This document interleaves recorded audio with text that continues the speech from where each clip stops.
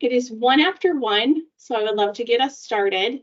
Welcome to everyone who's joined us here for the Department of Revenue's Municipal Clerk Q&A on alcohol beverage regulation.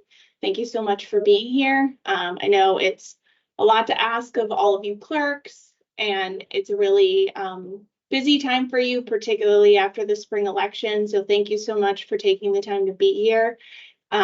This has been a huge, wildly successful event. We have a lot of folks who are signed up. So we're going to do a little bit more,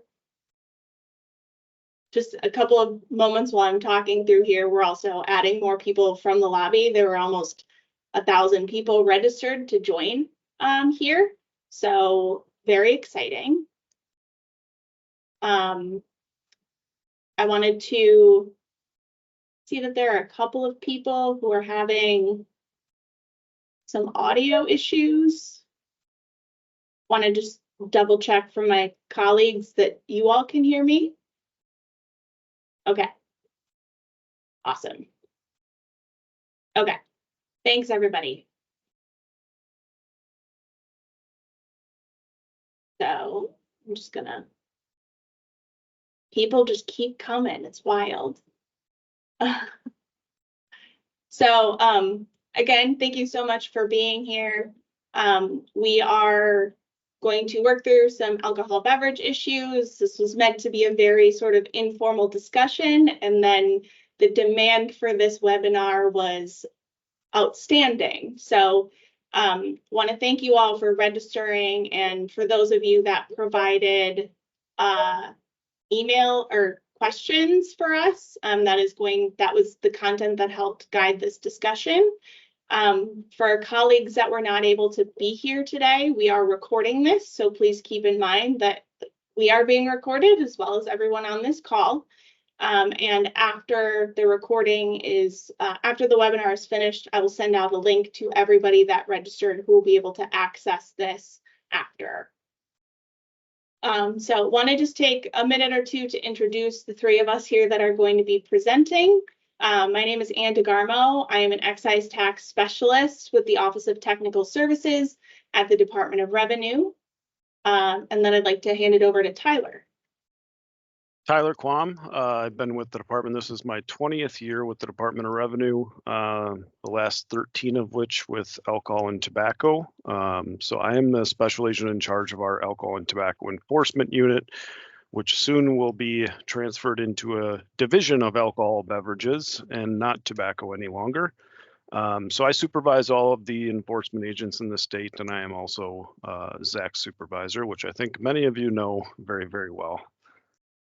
Zach? Yeah, my name is Zach. I've been with the department for just over 6 years now, with about half of that being in Tyler's unit, the alcohol tobacco enforcement unit, but I was also previously in the permitting unit, issuing permits. So I have a broad knowledge of these topics, and I'm sure I've talked to many of you previously. I've been certainly working on this quite a bit, so I just want to apologize in advance if I've been slow to answer your questions now, but hopefully you can see what we're working on, and we can get a lot of your questions answered today. Wonderful. I'm also just going to go over a couple of procedural things for us today, again, because we have so many folks who are interested and excited about this. Want to first walk through what we're going to cover on this webinar. First and foremost, the most important of the day, Zach is going to walk us through the new alcohol beverage licensing form. So AB 200, AB 100, and 101. He will screen share and give some feedback and background on those and how to use those forms. We also had a huge piece of legislation in the alcohol beverage space that recently passed in December of last year.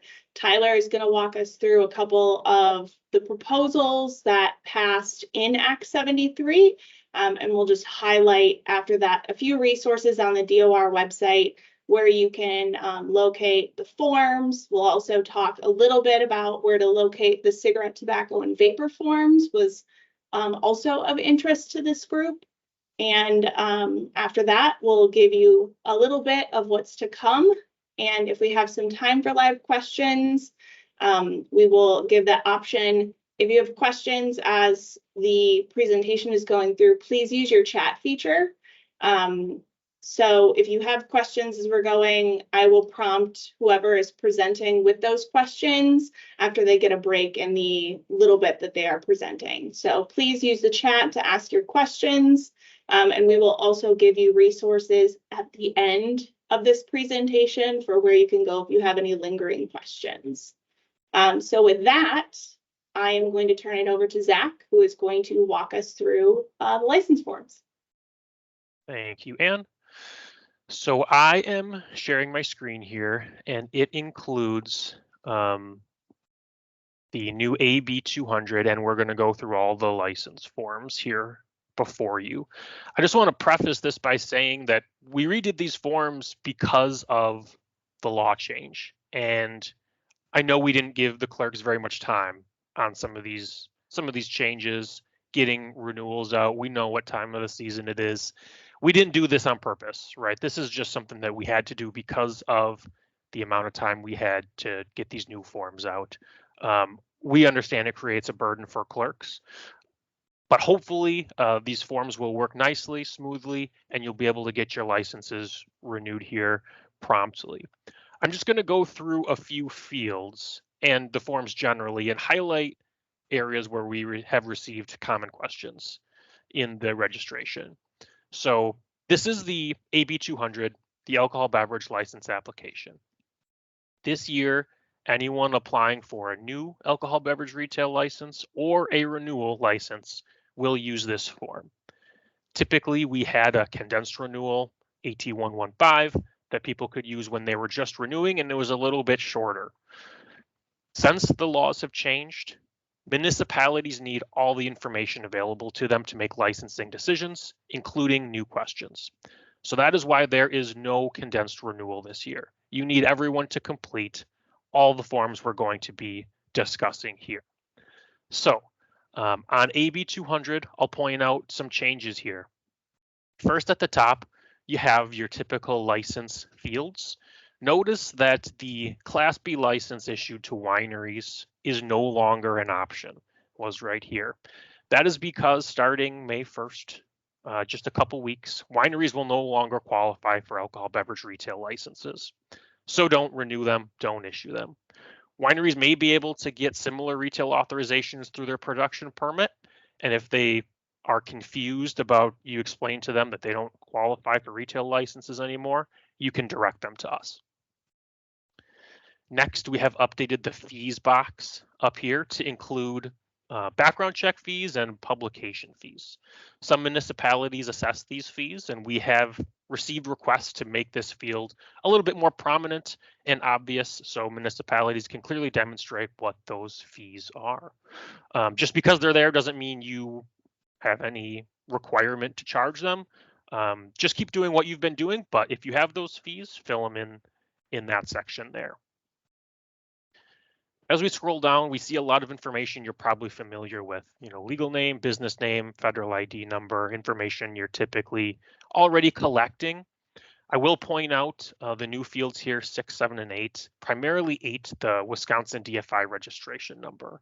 We've probably gotten more questions on that field than any other. The DFI registration number is the Department of Financial Institutions. If you need help finding this number or your applicant needs help, they can go on the Wisconsin Department of Financial Institutions website and search their business by legal name or other means to find their ID number. That number can be copied off the internet and placed in that field. This is just informational for municipalities and clerks, trying to get them more information about the businesses and how they're registered in the state of Wisconsin. As you scroll down, you see more fields that you're likely familiar with. We rearranged the order a little bit. Hopefully it's a little more user-friendly, but I think all these fields should be fairly straightforward. It's information about the business and where it is in your municipality. Note that fields where it says premises phone, premises email, or website, especially the first two, The idea is that they give you contact information for a business or a person who's going to be there in your municipality in case you need to ask them a question or send them an email, get information from them. Maybe not someone who's in another state or unable to answer in a timely fashion. As we move down, we've separated the information at the top, business information, from Part B questions. These are mostly questions you're probably familiar with as well, questions that could disqualify a business from holding the alcohol beverage retail license. Note that 3 is worded differently than previous questions. This is due to a law change. It specifically asks about restricted investor with interest. If you receive an application that has this box marked yes, feel free to reach out to either your municipal attorney or the Division of Alcohol Beverages for assistance with this. Likely the vast majority of applicants will just check no, and they won't be disqualified, but a person could be disqualified by checking yes, and we can help you determine that based on the response. Next, 4 is really asking if the applicant is owned by another business entity. So for example, if I have an LLC and that LLC is actually owned by another LLC, the municipality may need information on that owning entity to make a licensing decision. So if that's the case, they should be checking yes and giving you information about that owning business entity. I think 5, 6, and 7 are pretty straightforward from previous years. But C has a little bit of a different look. Part C, individual information. The instruction pretty clearly states that certain individuals who are a part of the business have to be listed here, and those individuals need to also complete an additional questionnaire form, AB 101. All people listed here should complete it. So if, let's say, a corporation has 5 officers or directors, they should attach an additional page to list all 5 of those officers and directors, and each one of those individuals should complete form AB 101 also. These are generally the individual people who need to meet certain requirements for the business to qualify for the license. That's why we're asking this here, and that's why they're completing additional information. It's not because we're trying to be difficult or bog clerks down with paperwork. Just simply, this is the information municipalities need at minimum to make licensing decisions. So that's why these questions are here. Finally, we have the attestation where the person signs that all the information is true.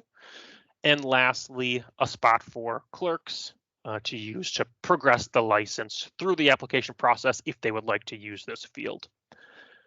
We do also have extensive instructions here. I will let you all read those, but ideally a person, like someone filling out the license application or the clerk, could use those instructions if they had any questions. Before I move on to the next form, is there anything in the chat, Anne, anything that I need to address on this one? Yes. We had a couple of folks ask questions about the DFI ID number. Question is it required? And where can folks find it? Yeah, again, they can go on the Wisconsin Department of Financial Institutions website and fill that in. You can search by a legal name. So Zach's Business LLC, I could type that in and it should appear there. A common question we do get is if it necessarily impacts their license qualification, depending on the result you see. There are certain minimum qualifications a licensee needs to meet, like having a seller's permit, for example, just to meet minimum qualification. Having a DFI registration is not one of those qualifications. So I do think it is possible to have, say, potentially a sole proprietor or maybe a nonprofit entity that isn't registered that could still qualify for their alcohol beverage retail license. Thanks, Zach. If there are no other questions right away, I will move on to the next form. So a person who's listed here in Part C will also be completing form AB 100, the individual questionnaire. Again, the purpose of this form is to collect information on individuals who need to meet certain qualifications for the business to qualify. A common question we receive based on that is, do I have to run a background check on everyone? Do I have to complete it every year? I'll just tell you plainly what the law states. It says that certain individuals need to meet certain qualifications. There's no law that says a municipality has to run a background check every year, every X number of years, just that the people have to qualify. So municipalities, I don't know how you would know if a person qualifies without running a criminal history background check, but that is the law. And I encourage you to use the information on AB 100 to help make those licensing determinations. First, you can see in Part A, a person will complete information about the business that they're associated with. So this is not their own information, but this is about the business entity that's applying for their retail license. This will help if they need to match up this form with their business's retail license application form. On Part B, we have individual information. This is information about the specific person who's associated with the business. So this is their name, what their relation is to the business. Example would be president, member, partner, things like that. Contact information, their address, and then some other information like date of birth and their state ID number that could be helpful for performing a criminal history check or a background check. If your municipality needs help learning how to do checks, or your police department needs help, we can certainly direct you on the resources available to perform these checks. In Part C, we have information that could help with the background check or disqualify an applicant. So a person marks whether or not they reside in Wisconsin, how long they've resided in Wisconsin. They provide information on their previous addresses, both in 2 and 3. And then they answer in Part D questions about criminal history. I'll scroll back up because I have received questions about, what if I don't remember my address? What if I don't remember, the exact information there? Again, just keep in mind, this is information for municipalities to do the best that they can with their licensing decisions. So applicants should provide the information as best that they can and fill this out as completely as possible. Similar on criminal history to previous versions, we're asking about offenses or convictions that could potentially disqualify a person or a business from holding their alcohol beverage retail license. These are questions that are similar to previous versions, so not much new here, but the look may be a little different. Again, if you have questions, either you or your local law enforcement agency, on whether or not a person qualifies for the license based on what they place here, that's probably more of a one-on-one question or a specific question to that situation, and we can assist you with that as needed. The person would sign this form, date it, and if they're applying for a license, either a renewal or a new license, include it with their license application packet. That does it for this form. There also are instructions at the bottom. And any questions on completion of this form? There are quite a few, so I think we'll walk everybody through AB 101 and we'll come back to all of them. Okay, sounds good. So one of the people who needs to complete AB 100 is the agent. The agent is appointed only for LLCs and corporations. When appointed, or how to appoint them, is by using Form AB 101. This is how the business tells the municipality, this is our agent. So we've redid this form a little bit to combine it with the successor agent form. So previously, if a person wanted to appoint an agent with an application, they would complete one form. And if they wanted to change that agent 6 months into the licensing year, they would complete a different form. Now the forms are combined into one. So quite simply, if they're completing this form with an application, they're going to check the original appointment box. If they're completing this form outside of a license application, say in December, their agent quit and they need to replace them, they'll still complete the same form. They'll just check this separate box for successor agent and pay the associated $10 fee. The form itself is going to have a similar structure to the other forms, and it should be pretty straightforward. First, we need to collect information about the business that's appointing the agent. So this should be a business already in your municipality. So they will put in the business names, the type of entity they are. Notice there's no sole proprietor or partnership option because those entities do not appoint agents. They will never use this form. This also is a multi-use form. So a person who's completing a permit like a brewery or a liquor wholesaler will also need to appoint agents for us, the Division of Alcohol Beverages. So you'll see in box 4, there is an option for them to mark that they are including this with a state issued permit. For your applications, you're always going to see this municipal retail license box checked because they're submitting it to you, but that's why it's there. They also need to use this form for state permits.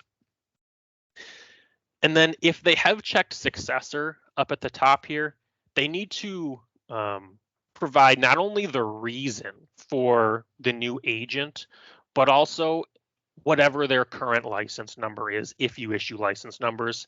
I know not every municipality issues license numbers, so if you don't, you could include something else here if you'd like an address, or it's not really required. If you know which business, which physical premises in your municipality is requesting a new agent. In Part B, we're asking for information about the person, information about the individual agent. This form can be completed, like I said, outside of the normal license approval process, but municipalities still need to approve, governing bodies still need to approve new agents during the license year. So this information can be used by municipalities to help with a criminal history check to verify the successor agent does in fact qualify to hold that role. It's very similar to what we just saw on the AB 100.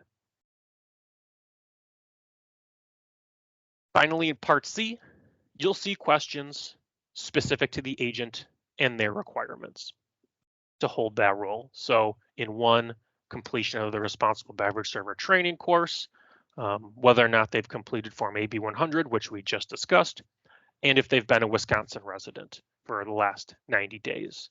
These are just requirements for the agent in order to qualify for the license. Finally, we have the business attestation. This form has 2 attestations. So first you have the business attesting that saying, yes, this is the agent we want to appoint.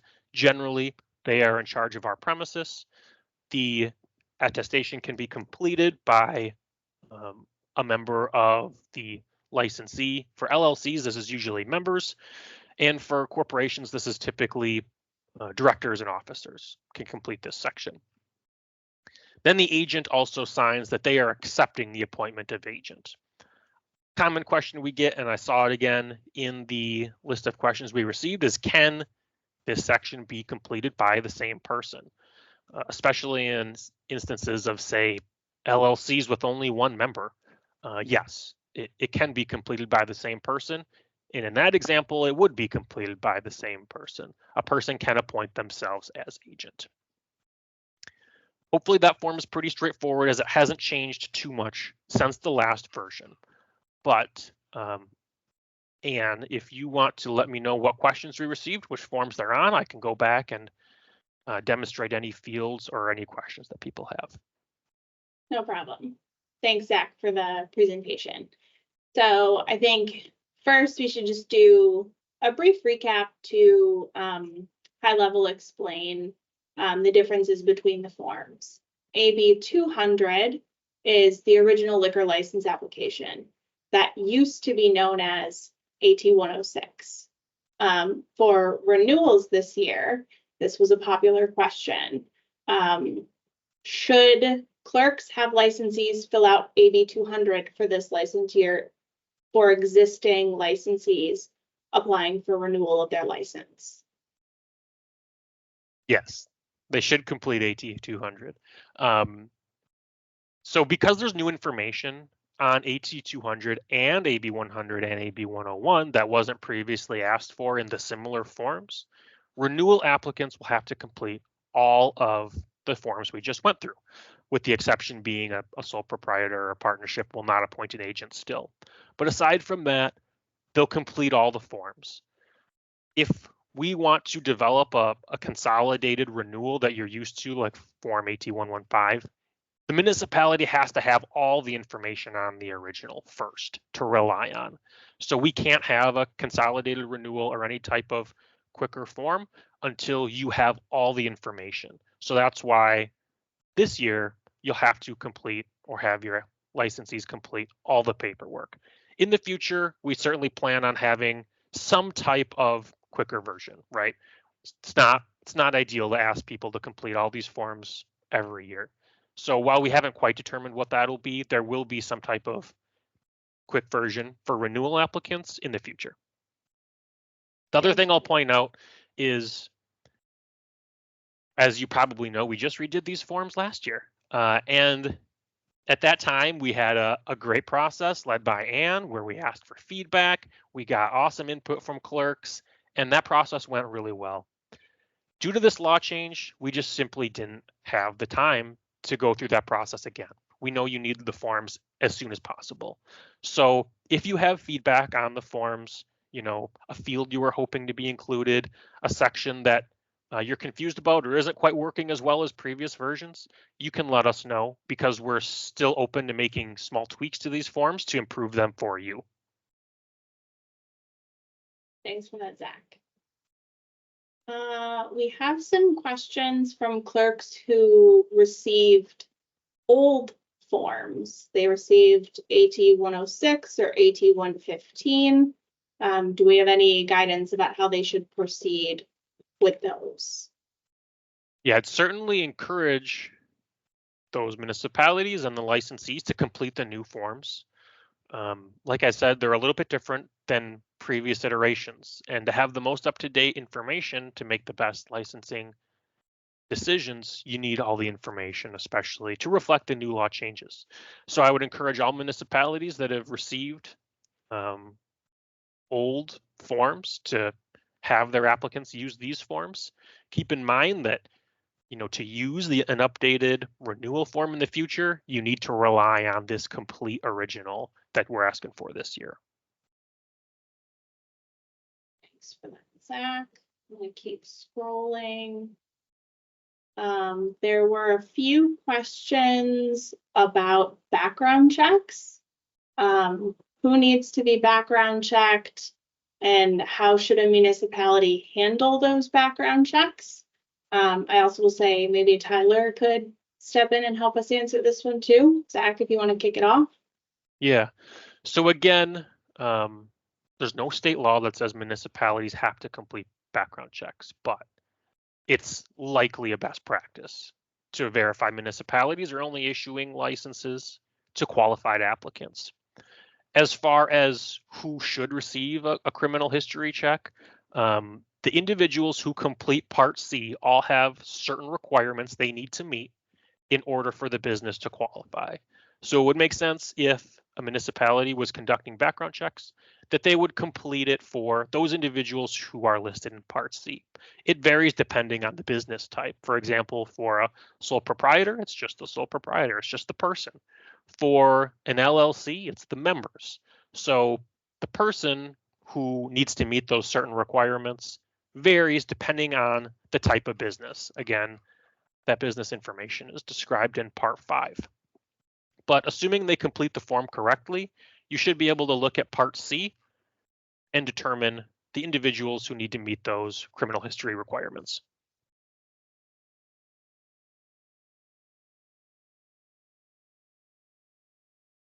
Thanks, I must Zach. have crushed that answer because Tyler didn't pop in there, add anything.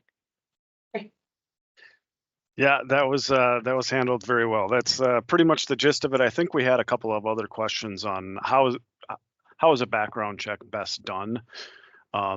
That's really up to you. DOJ Works does have a website where you can run criminal history in Wisconsin. That is a really good site to use. CCAP is out there as well. Some municipalities send it over their local law enforcement to do the background check, or the sheriff's department. So that's really up to you, but those are a few resources you can use. Thanks, Tyler and Zach, for that. There are so many questions.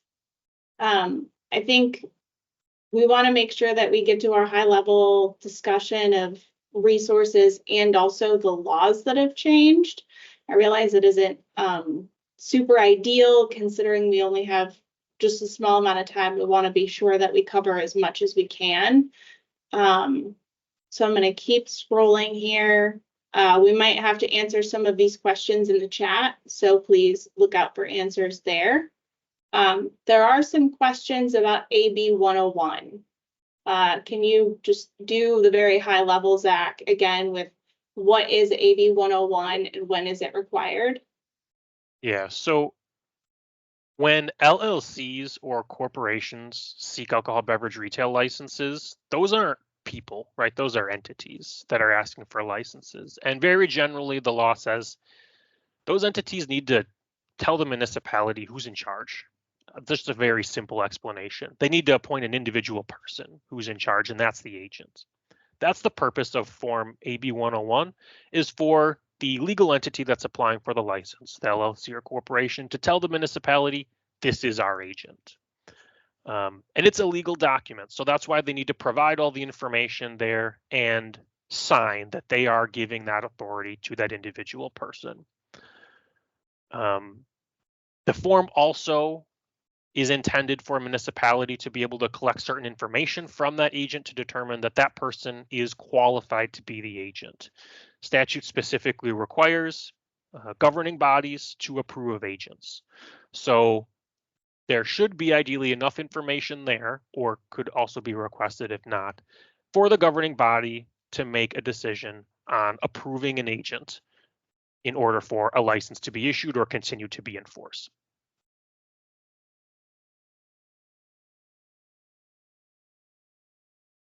Zach. And then one more revisit to AB 100, the individual questionnaire. Who needs to fill that out? Okay. The quick answer is everyone on Part C who is listed here. That's who needs to fill it out. Ideally, a person would be going through the original application. They would complete Part C, and that's how you would know who needs to complete Form AB 100. Again, it varies by business type. So it's likely easiest to see it listed here in Part C rather than me listing them all off the top of my head. But the short and simple answer to remember is if they complete Part C, they also need to complete Form AB 100. Again, the general purpose of AB 100 is for the municipality to be able to verify that the individuals associated with the license applicant are qualified to hold those roles. These are the people who need to meet certain criminal history requirements or not have certain interest restrictions in order to qualify for their business to have the license. The purpose of the form is to help the municipality make those determinations. Thanks, Zach. I'm just scrolling through here. There were some questions about there's so many questions.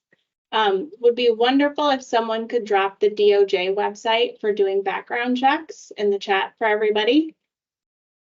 So we'll get that to you.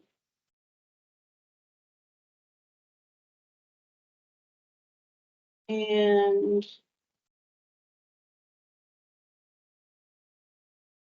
so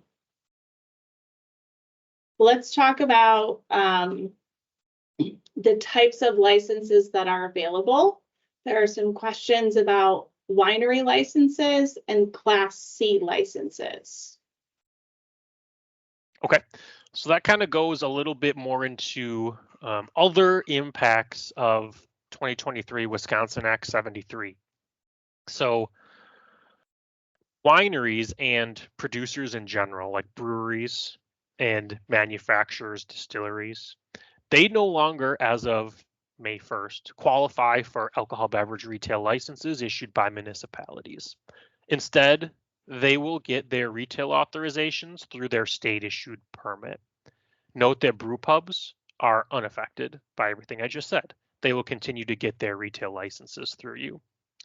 But that is why you no longer see a Class B wine only license for wineries at the top of Form AB 200. It's because as of May 1st, it doesn't exist. Any wineries who previously had that license may qualify for similar authorizations through the state, through their winery permit, and they can contact us for more information. We'll also be publishing more information on this, but we just wanted to get this out there to municipalities and let them know you shouldn't be renewing or issuing any Class B wine only licenses. As far as Class C licenses go. Can I just interject there for a second, Zach? For sure. So it's not just Class B wine only licenses too. We shouldn't be issuing any longer any retail licenses to any producers other than brew pubs. So wineries that held Class B beer licenses, that's automatically void on May 1st. We shouldn't be renewing. They shouldn't be making new applications for those. If you had a brewery that had a Class C wine license, that shouldn't be happening any longer. A distillery that maybe held a Class B beer license, that shouldn't be happening any longer. There should not be any additional retail licenses issued to any producers except brew pubs past May 1st.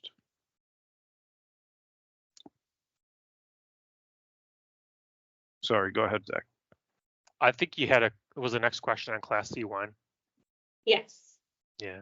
So I think Tyler covered how Class C wine licenses issued to any of those producers should be treated. I'm not sure though if the question was related to other changes specific to that license. Previously, or I should say currently, until May 1st, Class C wine licenses can only be issued to restaurants.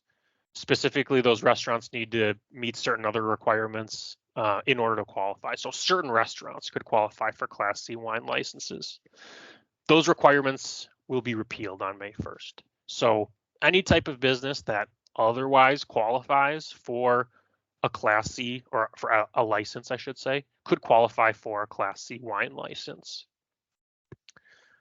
That's a pretty big change from what was allowed, right? Only certain restaurants could get it to now anyone qualified for a license can get it. So I would just caution municipalities on a few items. These entities still need to follow the laws and restrictions of the license, right? That means licensed operator on the premises whenever the premises is open. That means purchasing alcohol beverages from authorized sources. That means following underage requirements, not letting underage people on the premises unless an exception applies. So municipalities can consider those factors when issuing licenses. Just because a person meets the minimum qualifications, they don't have to issue the license. Thanks, Zach. Okay. I would like to move on to sort of the next part of our agenda. Now we're getting into more questions about the changes and what has happened in Act 73 that is leading to all of these questions. And then we'll show you some resources where you can find this information on the website. So Tyler, you want to take us away? Yes, thank you. I suspect there will be a lot of questions here because, look, we had a pretty extensive bill that changed a lot of things here in a short amount of time. So we're doing our best to implement those and do things according to effective date. Much of the provisions are effective May 1st. There are some that are a little farther out. I'm going to go through just a high-level overview of things changed related to alcohol beverages.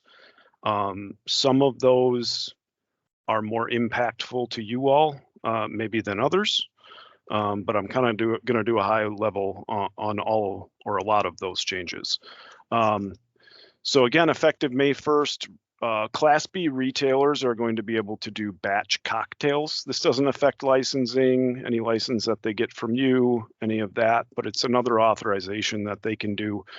They can basically pre-mix cocktails in larger containers for up to 48 hours to serve out of kegs or bulk containers. A big one that's going to affect you all is full service retail sales for producers. So I'll break this down a little bit. So when I say producers, I mean breweries, wineries, distilleries. Those are our producers that we're talking about here. And included in distilleries is rectifiers, which is kind of along the same lines. But as of May 1st, based on certain eligibility requirements related to their production volume, these producers are going to be able to be eligible for full service retail sales. And by full service retail sales, what I mean by that is the ability to sell beer, wine, and liquor, just like a combination Class B license holder would. However, they do not get a Class B license or any retail license from the municipality.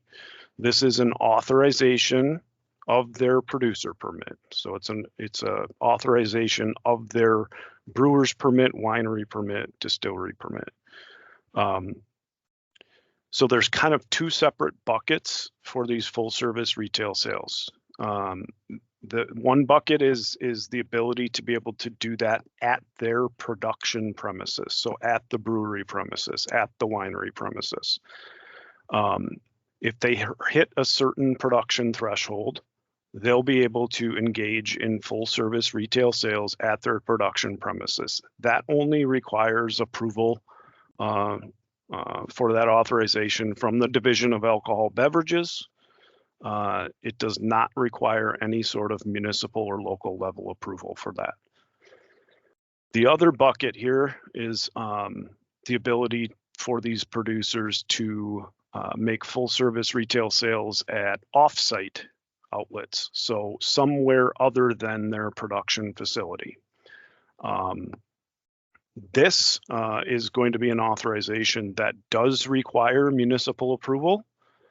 There will be an application form coming forth very shortly that'll be on our website along with the other retail forms. And a producer can fill this out. They'll submit it to the municipality, and it will be acted on by the municipality, whether approved or denied or conditions put on that. What the law says is that municipalities must apply the same standards and criteria for these full service retail sales approvals that they do for all their other retail licensees. So that means it's going to require approval from the board and should go through the same process that your retail license applications go through. Now, again, I want to reiterate, this is only for a producer application for an off-site outlet that's away from their production premises. So that they want to open up some other retail outlet away from their brewery premises, away from their winery premises in your municipality, they need to apply to you first, be approved, and then they need to come to the Division of Alcohol Beverages for approval, and we will issue kind of a retail permit authorization for that. So that's the full service retail sales. That's going to be probably one of the largest changes here. There is no license involved in this. Again, it is just an approval or a denial from the municipality. Because there's no license involved, it doesn't affect quota or any of those other quota type laws. It's merely the municipality for the offsite one saying, yes, we're okay with this, or no, we're not, and then the division will make the final approval. In addition to that, there was changes made to interest restrictions. Now, when I say interest restrictions, Wisconsin has kind of a three-tier system. We have our producers, our wholesalers, and our retailers. Generally, the law says, hey, you need to pick a tier, one of those three tiers, and stay in your lane. and there's some exceptions to that. But basically, if you want to be a retailer, you got to be a retailer. You can't also be a producer and so on. Made quite a few changes to those restrictions, and quite a bit looser of restrictions on those. So in many instances, people can have an interest in more than one tier now, provided it's less than 10% and you serve in certain roles and aren't involved in day-to-day operations of the other tier and that kind of thing. That's some pretty complicated stuff. I could probably spend an hour on that alone. But just be aware that there was changes made to those interest restrictions. It's not as cut and dry as it used to be, where, hey, if you're in one tier, you absolutely can't be in another. Some of that's going to be allowed now, which precipitated some of the changes to the forms that we need to do. There was some changes to taste samplings at retail establishments. So previously, some producers, breweries, wineries, distilleries weren't able to go to retail premises and do taste samples. They're able to do that now. It's the sampling laws or hours and amounts haven't changed at all. So it's between 11 a.m. and 7 p.m. and 3 fluid ounces or less samples for beer and wine, and a ½ ounce or less for spirits. But a distillery could go to a bar or a liquor store with certain restrictions and have a sampling event or set up a table to do sampling of their product at those retail establishments now. Another big one was the change to the definition of fermented malt beverage. When we say fermented malt beverage, we mainly think beer, and that's not wrong. But it is more encompassing than just beer. Previously, our previous definition, we had a little bit of trouble classifying, as many of you know, a lot of these new seltzer products and what they are, because they say beer on the label or on the can, but they really didn't meet the definition of a fermented malt beverage in current law. So as of May 1st, that is changing to include anything that the federal government classifies as beer. So it will include things like White Claw and some of these other seltzers that are malt-based or fermented sugar-based. It will include all of those in the definition of a fermented malt beverage now. So some of those products will now be able to be sold with a Class B beer temporary license or a picnic license, whereas before that was really not allowed because it was more of a liquor, or you needed a wine license. There are still, we have to be a little bit careful though, because there are still seltzers out there, hard seltzers that are spirit-based. That include vodka, tequila, rum, these types of things. That will be clearly printed on the label or the can. If it's got a spirit, it'll say what that spirit is. It'll say tequila seltzer or vodka seltzer or rum seltzer, whatever it is. Those are still a liquor product. That's not a beer. It's just the ones that are classified as beer or are a fermented beverage. Another change, this is an interesting one. I think a lot of us are aware that Class B beer licenses have kind of limitations on what other business can happen there. And so basically, you know, no other business can be done on those Class B beer premises unless there's a certain exception for that. There's a lot of exceptions, restaurants and movie theaters and bowling alleys and golf courses. An additional exception for axe throwing facilities was added to that. What could possibly go wrong at a beer facility and axe throwing? No, there's plenty of those out there now. I think they're getting very popular. But that was an added exception to the Class B beer other business limitations. Addition to that, Class C wine license changes. I think Zach covered a lot of that, but just to reiterate, the restaurant requirement portion for Class C wine licenses is going to be repealed effective May 1st. No longer have to be a restaurant to qualify for that license.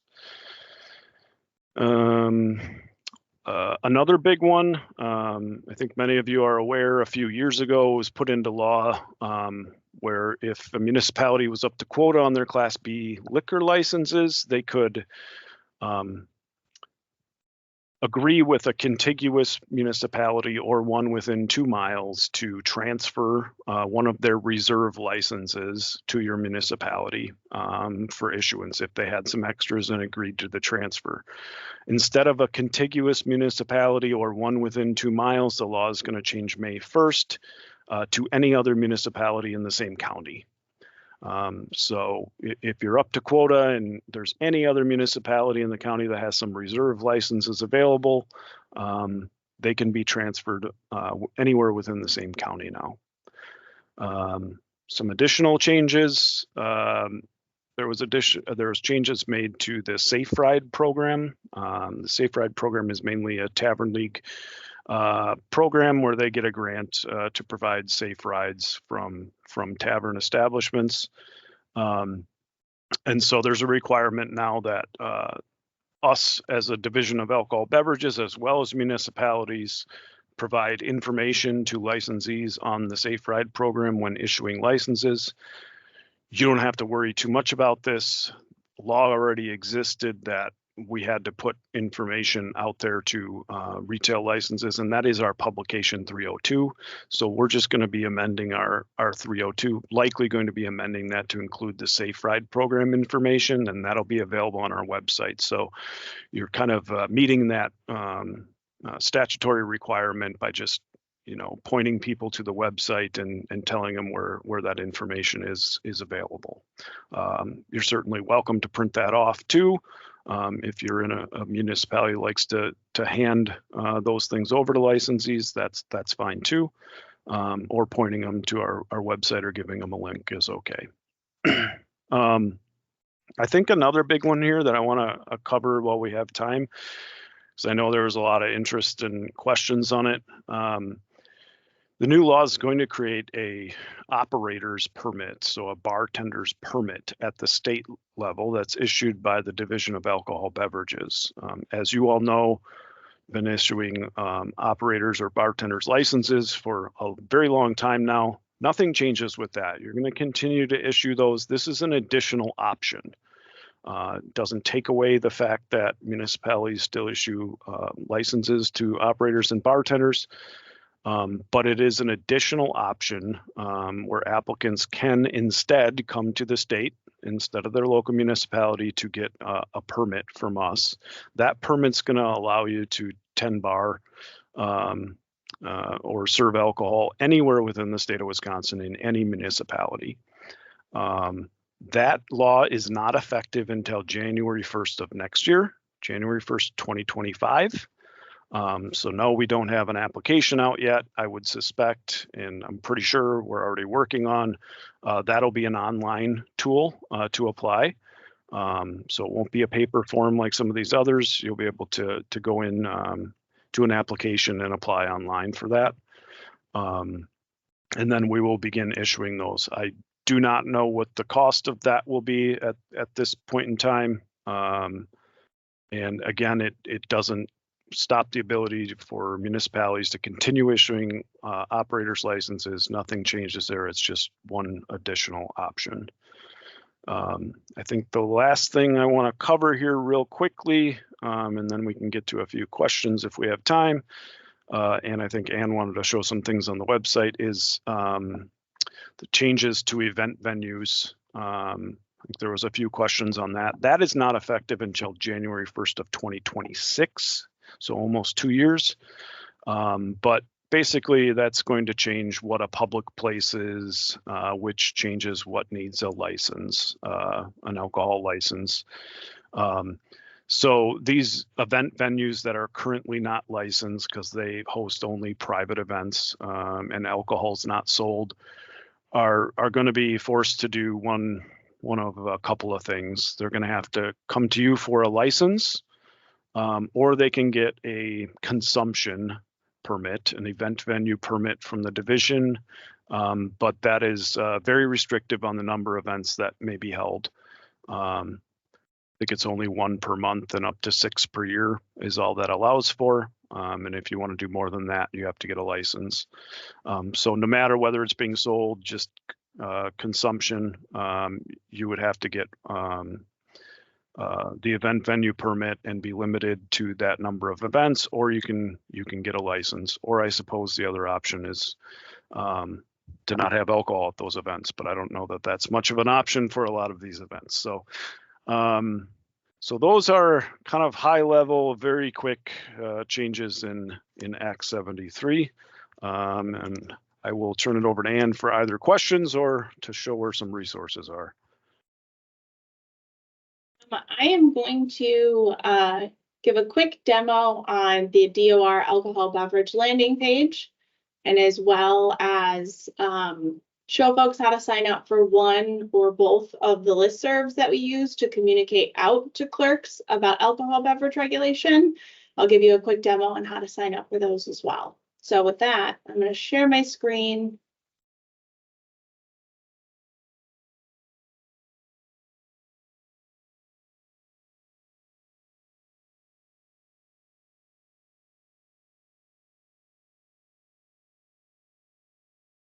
Okay. So here is the DOR alcohol beverage landing page.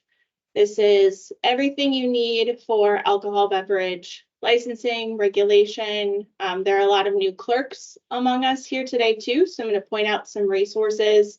They are not yet updated to reflect Act 73, but there's a lot of good information if you are a new clerk who's just beginning. A lot of the information in these publications is still relevant and useful to you at this time. So you can get here from the DOR homepage. DOR homepage is revenue.wisconsin.gov, right up here. And then right over under current topics, alcohol beverage is front and center. Click there. Now, if you scroll down, we have our disclaimer about Act 73 and the work that's being done to address it. This link will take you directly to the text of the Act. So if you're familiar with state alcohol law and are interested in learning exactly what changed, or at least have some understanding of the statutory changes, you can click that link and it will take you onto the legislature's website to address that. We also have a couple of links to DOR on Tap. That is the DOR's industry newsletter. It's a great resource for all sorts of information. You can link to the most recent one here or right in this corner. This link will always be the most updated version. I'm going to click in to show you what it looks like. Make it bigger. So a lot of good articles, and particularly February 2024 is all about Act 73. So this will have a lot of updates about the different changes that were made with Act 73, still pretty high level. We were still learning more and trying to decide how we wanted to handle all of these changes at this point, but it'll be a really good resource for you and your licensees and any producers that are approaching you in your municipality about the changes that were made. So that is a great resource. If you click the picture, it will take you to our archive. So we have archives going all the way back to 2019. There's, again, a lot of things changed in Act 73, but not everything changed in Act 73. So you can always go back to these archives and peruse the different issues of DOR on Tap. They come out 4 times a year on a quarterly basis. Our next issue will be out next month in May. I also want to highlight this link right here. This is the Wisconsin Legislative Council's informational memorandum on Wisconsin Act 73. This is a little bit more plain language. It might be easier to understand in terms of what the changes were from Wisconsin Act 73. This is produced by the legislature, but again, great resource if you're looking for information just pertaining to the law changes. Down here, you can contact us, call or email, submit a question, request a speaker. I know there are several. Tyler just presented to the Tavern League earlier this week. Zach and I will be at several different clerks conferences across the state, so you'll get a chance to see us again. But if you have anything that you would like to reach out to us for, you can use this. We have resources over in this corner, common questions, fact sheets, and publications. Again, these haven't been updated to reflect Act 73. We wanted to be sure that you all had the resources that you needed to at least get your licensees started. We know this is a hugely busy time for you. It's also a hugely busy time for us. So we had to prioritize the forms to make that happen. These resources will be updated coming soon. So publications, I want to highlight in particular. You click that link, scroll down to excise tax, and there's two publications I want to highlight. Publication 302. This is scheduled to be updated for Act 73. Tyler just talked about it. There is good information in here right now. Again, particularly if you're a new clerk, take a look at this publication and it'll get you more acquainted with alcohol beverage licensing and be a resource that you can send to your licensees as well. And then publication 309. This one has not yet been updated, but again, overview of the different licensing requirements. It's very much your guide as a municipal clerk to the licensing process. So take a look at those publications, great resources there. And of course, you're always welcome to contact us with questions. We have fact sheets as well. Scroll on down to alcohol beverage, and there's a whole bunch here. Again, some of this needs to be updated. Not everything needs to be updated. So a really great way to get yourself more acquainted with the law as written. And then there will be updates to all of these coming as we move through our guidance and getting things taken care of. We have references to the Wisconsin Administrative Code, the Wisconsin statutes. If you're familiar with Chapter 125, you should know that the legislature has updated their online statutes to reflect Act 73. So when you are looking at Chapter 125 right now, you will see the law as reflected in Act 73. And I want to highlight here, licenses and permits. This box has all of your license applications right here. You can click this link and it takes you to the listing in alphabetical order, numerical order of all of the licenses. The three forms that Zach just went through are right here, ABs 100, 101, and 200. These are also in the process of getting updated. We are trying to get those done quickly. I know there were some requests specifically for a temporary license application. We're working on that. And when those are posted, they will all live right here.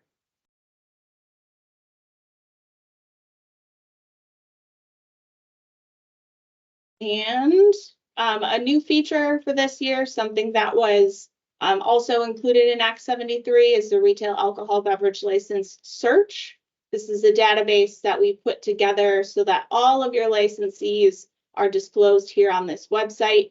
You can search by type, you can search, the key is here, you can search by city, and everybody in the whole state is listed here. So that is another great place for looking at, other municipalities. If you have a licensee that's, approached you and has a license somewhere else, just another possible resource that we wanted to highlight for you here.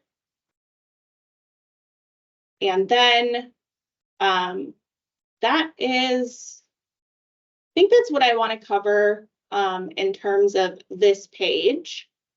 If you click this link, sign up for email updates. That is going to take you to subscribe to the DOR e-news. These are our listservs. There are three listservs that I would like to highlight for you. You select the list you want to follow, type in your email. So whatever email you'd like to subscribe to the news on, you will get a confirmation email, and then you'll be able to get information as it comes out. Something that happens with DOR and TAP specifically is as soon as that publication is finished, we send an email to our listserv. So if you're on that list, you're among the first to know that that publication has been posted. So if you take a look here, we have available lists. The first here is alcohol beverage news. This is one of the ones that you want. This is going to get you DOR on tap. It's going to get you a list of when the forms and other publications are updated on alcohol beverage. Really great resource for clerks. The other one I want to highlight, just because there were a few questions about cigarette, tobacco, vapor licensing that we didn't get a chance to that folks sent earlier on. This is going to be where we send updates about cigarette, tobacco, vapor products forms and licensing publications. Same thing. Could be a useful resource for y'all to sign up there. And then finally, we have your municipal clerks listserv. This is managed by the State and Local Finance Division. You're going to get information about assessments and all sorts of other things related to municipal finance. But we also partner with SLF to give us another venue to reach all of you about alcohol beverage and cigarette, tobacco, vapor products. So this is another good resource to sign up for. You can click all three boxes, sign up for them all at the same time, enter your email address, and subscribe. So again, a great way to make sure that you're getting all of the information that you need just right off the bat. I want to really quickly show you where to find the cigarette, tobacco, vapor forms, and then we are going to close up for today. So I went to DOR homepage, businesses, and right over here in other, there is a link to cigarette, tobacco, and vapor products.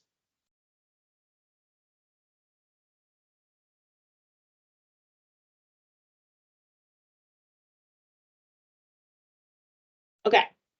Here, cigarette, tobacco, and vapor products permit and license applications. This is where you want to be. You'll see CTVs 100 through 102. These are the forms that you need in order to do cigarette, tobacco, vapor licensing. I want to highlight this for you. I'm sure this is going to generate more questions. That's okay. There's instructions as companions to these forms, and you can always reach out to the department with questions there. It sounds like we're going to need to do some more webinars and find some more ways to get this information out to you, but wanted to just highlight that this is where those forms live. All right, I'm going to stop sharing.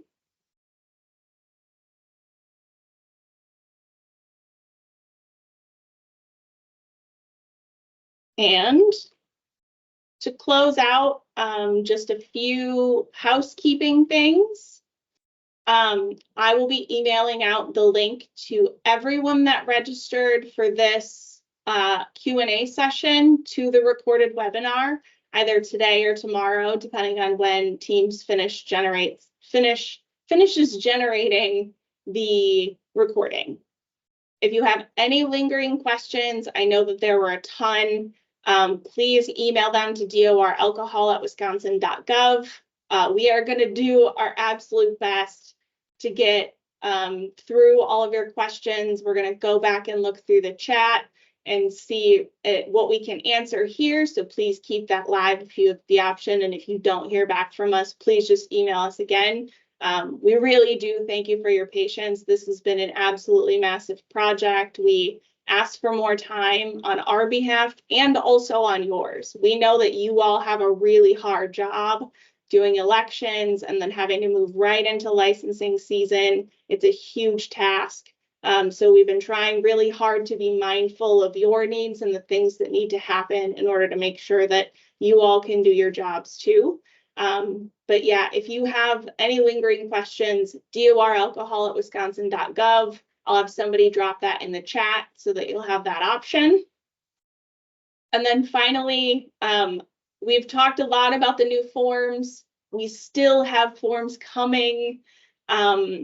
You know, we design these as best we can, as quickly we can for your use. The department also has to go and create a whole new set of applications for our permittees. So we're moving into doing those and also, you know, working on guidance so that we can have more information available to everybody. And I know historically, we have had the option to have you all weigh in on the forms that you all use to do licensing. I know that that wasn't an option this time, and you all have excellent feedback and really added a lot of value to the forms that we unfortunately didn't even get a chance to really use. So that said, if you have suggestions for new fields or edits to the licensing forms, I would love to hear about that. I will drop my email address. A lot of you will have it also from the webinar recording soon too. But please send those to me. If they're small edits, we might be able to make them without disrupting the cycle too much. If we're asking for bigger things, one thing I will tell you, we have heard you that you would like a renewal form, heard it loud and clear, and that is something that we also want for you. So I think it's safe to say that that will be something that is in the process already. But if you have other suggestions, new fields, edits, anything to the forms that are out there or the forms that are coming, we want to hear from you. Please email me. So with that, thank you so much. We're going to do some work to try to get through these questions. And we're very grateful for your time and the time that you spent with us. I think it's safe to say we'll be communicating in all sorts of ways. We might have something similar to this again, but we're always looking for ways that we can get more information to you in ways that's helpful and useful. So thank you again for spending this hour and 15 minutes with us. And we're going to get very diligently to answering as many of your questions as we can.